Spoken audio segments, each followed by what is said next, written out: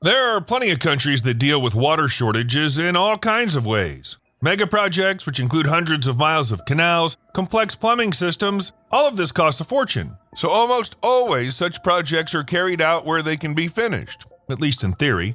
This is the Gaza Strip, where almost the entire population struggles to survive every single day. Here, drinking water is a treasure beyond what anyone in even the driest country could ever imagine. The reason is simple and terrifying. Gaza's become a synonym for constant warfare and an endless crisis. Can the Gaza Strip do anything about its water shortage? At first glance, no, because the conditions make it impossible to find drinking water anywhere. But that's just at first glance, because right next door is the Mediterranean Sea, which has become a priceless resource for the Palestinians. So let's figure out what they've come up with in Gaza to escape this never-ending water crisis.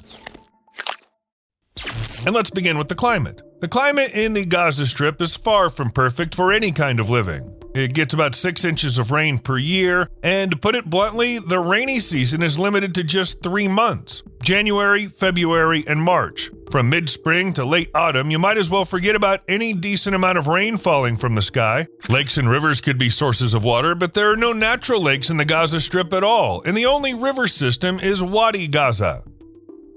You'd think that's at least something, but wadis are valleys that fill with water depending on rainfall, and it takes heavy rain for that to happen, so you can't get this precious resource right when you need it. The sad situation is made even worse by the fact that only a tiny fraction of the water lies within the Gaza Strip, while the rest is in Israel, which, according to some reports, diverts about 5.2 billion gallons for its agricultural needs. So even if water does enter this natural system, only the bare minimum actually reaches the Gaza Strip, where it's desperately needed. The coastal aquifer is the only decent water source available in the Gaza Strip. Locals use it as much as they can. There are over 5,000 wells tapping into it, supplying water to the population and serving other purposes like farming and limited industry. As a result, groundwater extraction in the Gaza Strip reaches 47 billion gallons per year. And that's while the recharge of the aquifer, due to the region's aridity, doesn't exceed 16 billion gallons per year. What does this mean? There's less and less water in the aquifer every day. It's running dry. This map shows one of the main negative effects of taking too much water. The more intense the color, the more salt has been detected in the groundwater. Due to the depletion of the aquifer, salty water from the Mediterranean is seeping in, and in huge amounts. It's been found that in recent years, groundwater salinity has risen to an unacceptable level. 95% of the pumped-out water exceeds the WHO's drinking water salt limit of 0.004 ounces per pound. Besides that, both the underground water and the people of the Gaza have another problem. Unfortunately, some people still have no choice but to use pit latrines or septic tanks for wastewater disposal. In other words, all the filth just ends up in the ground. And then all of this seeps into the aquifer through the unsaturated sandy layer, contaminating the groundwater. It's noted that for this reason, most wells used for household water supply contain more nitrates than the WHO's limit of 0.0009 ounces per pound for drinking water, and that includes areas that are not within city limits. Due to the density of population, there the nitrate content reaches some incredible figures.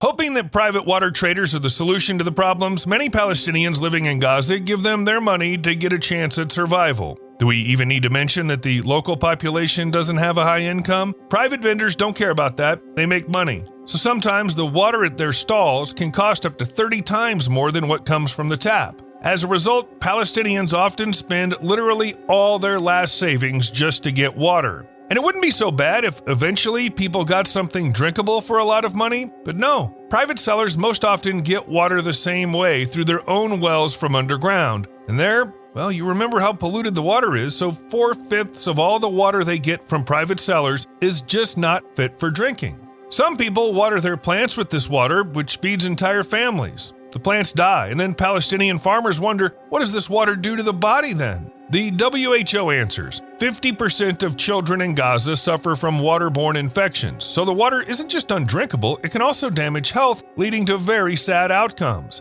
Even without considering the fact that the water is heavily polluted, the residents of the Gaza Strip still don't have enough of the most important resource, even with the aquifer. That's why international organizations that help Gaza and the local authorities themselves had to find a solution to the problem, and the solution became water from the Mediterranean Sea, the very same water that constantly contaminates the aquifer with its salt. In order to provide Palestinians in the Gaza Strip with endless drinking water, it was decided to install desalination plants. So in January 2017, a plant was officially opened in Deir al-Balah, which desalinates water using the standard reverse osmosis technology.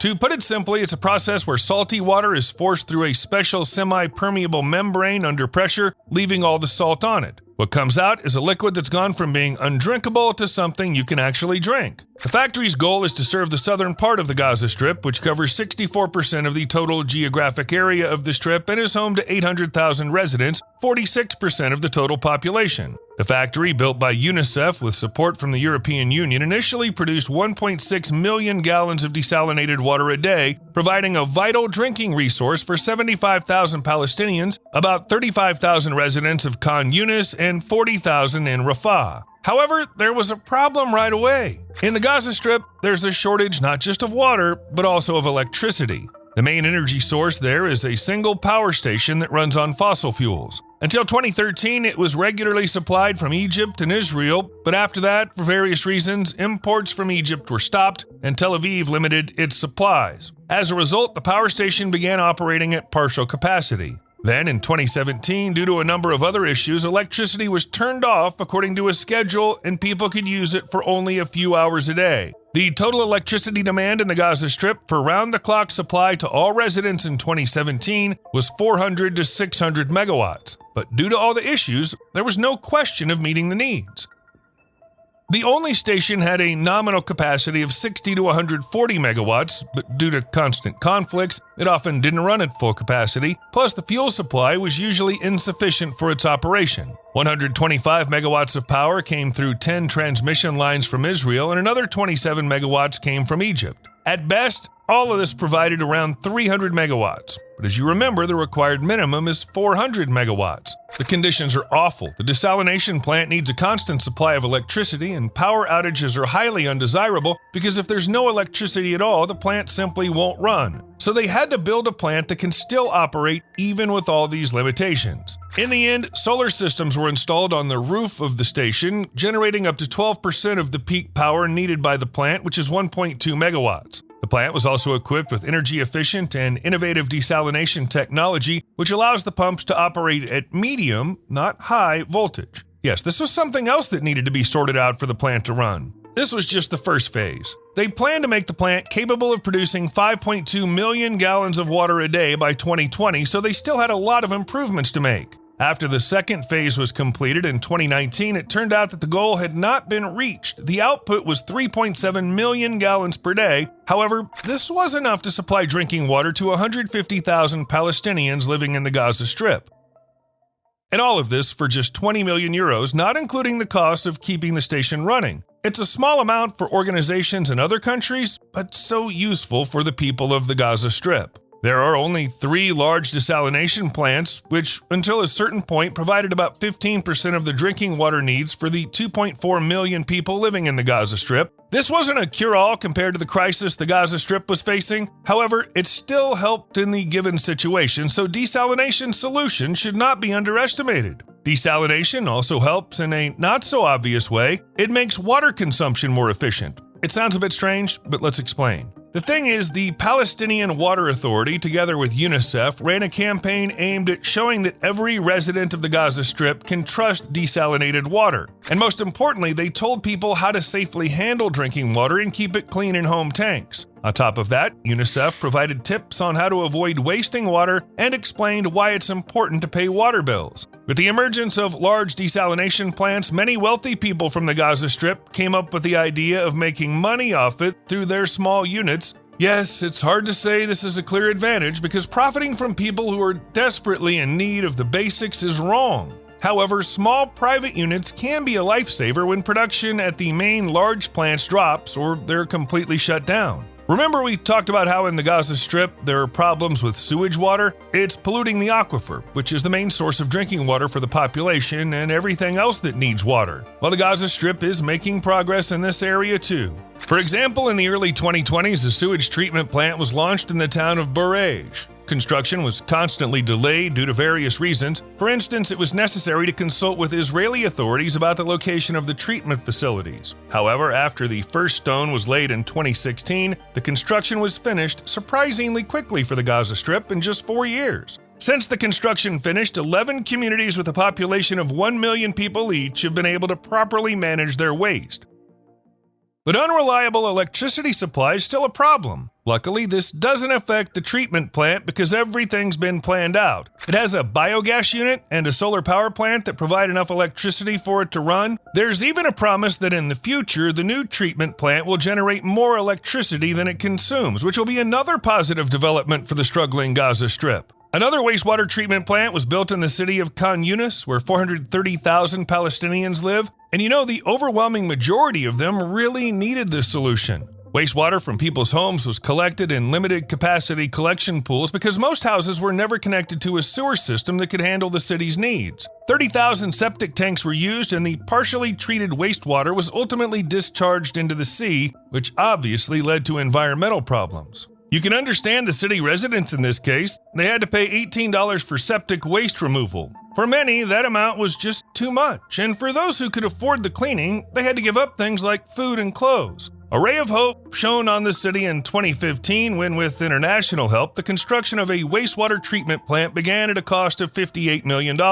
Its initial capacity is 7 million gallons of purified water per day. This was a revolution in the city's infrastructure, providing better wastewater treatment and reducing the risk of septic tanks to the sea. In addition, the residents of Yunis now have an additional source of what's claimed to be high-quality water, a fact confirmed by the Ministry of Agriculture of Palestine. Yes, this water isn't suitable for drinking, but I remind you that the water crisis isn't just about drinking water, it's also about the lack of water for irrigation on agricultural land, which is found in the Gaza Strip. And with the appearance of the factory, the locals now have extra water, which allows them to grow plants. Unfortunately, right now the desalination and purification stations are not working anywhere near their full capacity, and some aren't working at all. Everyone knows about the current events happening in Gaza. Because of them, the situation has worsened even more compared to the already bad state it was in. A lot has been damaged, particularly the water system in Gaza and the desalination plants. Recently, Israel announced that it would no longer supply electricity to the Gaza Strip. As a result, the main desalination plant, which was connected to the Israeli grid and supplied about 3.7 million gallons of water a day, will probably only be able to provide 790,000 gallons. This, as you can imagine, is a disaster. Plus, the water infrastructure was seriously damaged or completely destroyed. As a result, many residents were cut off both from sewage and the water supply that at least somewhat met their needs. However, many residents found a solution in solar energy. For example, one of the residents installed solar panels on his house, pumped out water from the well, even though it was dirty, but still, and then gave the 1,700 gallons he got to people in need. This allowed for meeting the most basic needs of at least 1,000 people. The only problem with spreading solar panels everywhere is the high cost. The thing is, in Gaza, there was generally a shortage of materials to produce them, and if they were available, they cost an incredible amount of money for the local people. After the fighting started, the prices skyrocketed, which made the situation even worse. For example, Al Yaji Company offered one solar panel for $192, and now the price has reached $657. Where to find that kind of money in Gaza? That's an open question. But here's something surprising. According to the Center for Strategic and International Studies, there are 12,400 solar systems on rooftops in the Gaza Strip. To get a better sense of this scale, let's say that according to the same center, there are 655 panels per square mile in the Gaza Strip. This doesn't mean that Gaza has an incredible amount of energy. The panels aren't that powerful, so they don't generate much. However, obviously, it does help people at least a little. In catastrophic conditions, brilliant makeshift solutions for getting water appear, and not just for pumping what's underground, which is often undrinkable, but for desalination. One of the residents of the Gaza Strip used wood from several pallets with humanitarian aid that comes into the area. She also used glass from abandoned buildings, and that's how this setup came together. Salt water inside gets heated thanks to the greenhouse effect. The salt is separated, and then the resulting liquid moves through a hose into other containers filled with activated charcoal. This is how the further filtration works. A simple device made literally from whatever's at hand allows you to get a small amount of fresh water just from the sun. Its spread would definitely help meet some of the water needs of the people in Gaza. Other countries are also helping with water. For example, in December 2024, the UAE delivered 6 desalination plants to the Gaza Strip, which together produce 1.6 million gallons of water a day and can serve up to 600,000 Palestinians. This is a real lifeline that the Emirates placed 1,600 feet from the Egypt-Gaza border. Additionally, the UAE extended a 10,500-foot water pipeline to the local water network in Rafah and set up 4 water tanker refueling points as emergency aid for the Gaza Strip. Oman hasn't stayed on the sidelines either, opening a station in the Gaza Strip with a capacity of 3,000 gallons a day. And it wasn't the whole country that made this happen, but a single philanthropist. The help is significant, and the ingenuity of the people in Gaza is amazing. It really helps them survive. But it's unlikely that the situation will radically change until all the fighting is completely over.